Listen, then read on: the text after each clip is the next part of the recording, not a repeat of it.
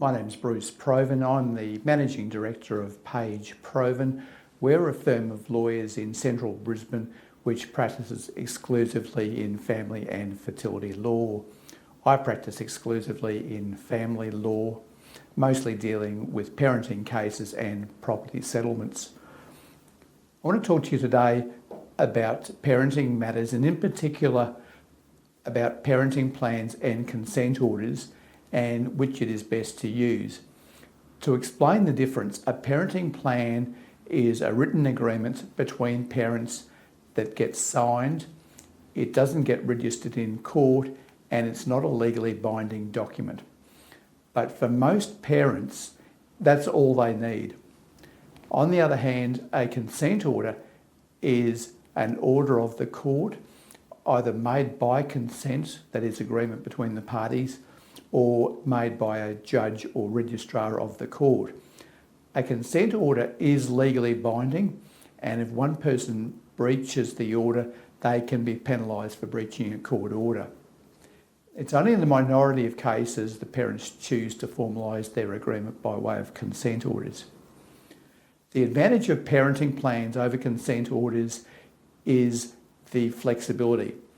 And I generally say to clients, if the other parent can be trusted to comply with the parenting plan, that's probably all you need. You don't need a consent order. And as I said, the beauty of parenting plans is that they can be revisited from time to time. They also have the advantage that if you think the parenting plan is not working, you don't have to comply with it and you're not breaching a court order. In other words, you're not committing an offence. But it's usually preferable not to breach the parenting plan, and most parents don't.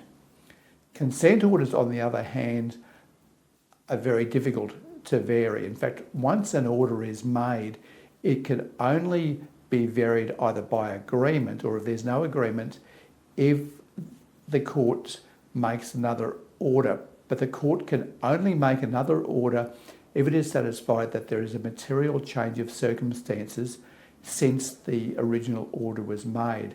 In other words, some very significant change that would justify changing the parenting orders.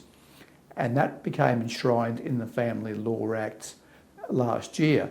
But it was the law for a number of years, a principle they called Rice and Asplund, which dates back several decades. And they did that so as to prevent parents from continually going back to court to try to change parenting orders.